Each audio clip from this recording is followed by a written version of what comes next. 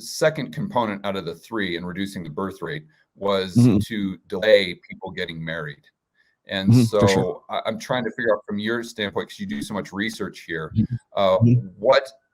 what type of narrative has the mainstream media and society and the entertainment business pushed over the last Mhm. 2 decades, and maybe more specifically in the last 5 years, that would lead to people being married later and therefore the birth rate going down? Because I want to try to understand that to see if we can connect the dots to the Mhm. World Economic Forum, their Great Reset agenda, or if this is something that's not connected in any way, shape, or form. Sure. Okay. Let me start by this. I've talked about. It's funny you should bring this up, because yesterday, I mean, I didn't dedicate the whole show to it, but people in the chat are already saying I did probably a good 45 minutes on the new male birth control pill that's being. I guess there's human trials now that they've got past, like the mice trials or whatever. And I don't know exactly what like I said, I'm not a chemist. I don't know, or endocrinologist. I don't know any, what the hard details are about that, but it looks like they're moving it past like sort of animal trials. And now they're going to actually try it on actual live human males, I presume. And so when people ask me about the, male birth control, it's usually in terms of like society, like what's the impact going to be going forward. And the only frame of reference that I think that we have is really the birth control pill that was really hormonal birth control that was released for women back in about 1965, I believe is where mid 60s, right? Yeah. And we had to look. And so I've done on my fourth book, which is called Religion, there's a section in there on marriage, it's on sex and all this other stuff. But I go back to 1965. And if you go back there and you look at where all of these trends start their uptick or their downtick, depending on where it is. If you look at like the decline in marriage, if you look at the rise in divorce, and then it peaked right around the mid 70s, and then it dropped off with the rate of marriage dropping off. Right. So it was like right after hormonal birth control was released. And you have to remember that when it was first released, and it still is technically to this day, it is a unilaterally female controlled birth control. What had happened in human history, as the first time in human history, we have put the birthing process or the reproductive process in the hands of only one sex, and that is human females at this point. Some people have brought up the eugenics word, saying that women are the ones who are technically, whether they realize it or not, involving themselves in kind of like an unwitting eugenics. Like this is, if you give them free reign and you take men out of that equation, where do we end up? What happens after that? And I think we found out. So we had the sexual revolution, we had the free love movement, we had the boomer generation, we had Woodstock, right? And we had, Studio 54 and key parties and swingers and widely available pornography. We had, and with every technological advance, we found some way to sort of like compound all of that.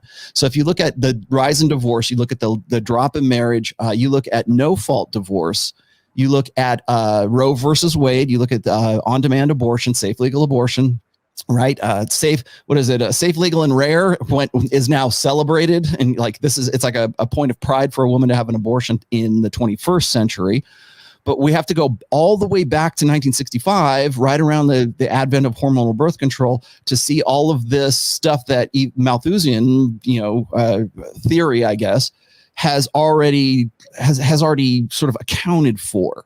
So yes, for population control, it's not just about warfare, and it's kind of difficult to have like real mass wars these days, like in like World War I or World War II. And if you look at the attrition rate and you saw how the population was decreased, say just in World War I, and it was the first real human war where we had the entire world involved, and it was war and death on an industrial scale. And I don't think we were really ready for it at that time. But then, of course, World War II rolls around, and that's also another, let's just say, a buffer on the human population.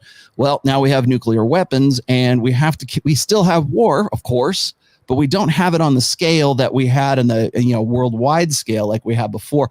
So how can we implement ways for population control that aren't going to involve annihilating the entire human race, right? So you most definitely have birth control. That's first and foremost. And look at the fertility rates of countries today.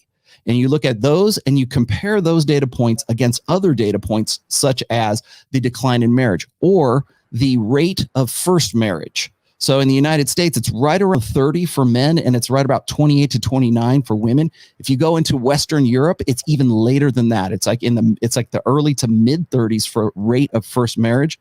And then you look at the rate of first birth in those countries, and then you can see the population control effect on those populations. And the net result is a lower than replacement level fertility rate in those countries. Meanwhile, you have certainly in Central and Western Europe, importing refugees from other countries to sort of to fill in the blank right there, to fill in the population of those countries. So the only place that I would have any kind of I don't want to say disagreement, but I would ask questions about is if we're going to decrease population to the point where we're below fertility rates in certain countries, what is the logic in bringing in refugees and bringing in people from outside the country and integrating them into the European Union, or in the case of the United States, bringing people more and more mass immigration as a result of that? So there's certain populations that are declining and there's other populations that are increasing quite a bit. But by and large, overall, depending on the culture, depending on the quote unquote tribe, the people who are coming in have a higher replacement level than others. And I think maybe the better place to look is there some sort of selection process that's going on as a result of that? Is it also the result of more feminized, more gynocentric governmental practices? I brought this up. That's what I'm trying to get at, Rollo. Yeah, and I knew that's where you wanted to go with this. Now, here's the other thing, and just before I'll finish with this. When I was at Rebel Capitalist in Houston, I brought this up. There's a really great article. I think it was from last year. It was on Zero Hedge, and the writer, and I can't remember his name, but he was talking about how 16 of the top first world countries, the economies of those countries, are run by women. So if you go and you look at and then also the banks, if you look at the ECF, you look at the IMF, you look at the World Trade Organization, you look at all that, they are all run by females. And I asked this of the people who I was doing the workshop with. I says, what does the world look like and what do governments look like when they have a feminist or a gynocentric either a leader or the economics, the Treasury Secretary is a female. I know Janet Yellen's not part of the Fed now, but she used to be.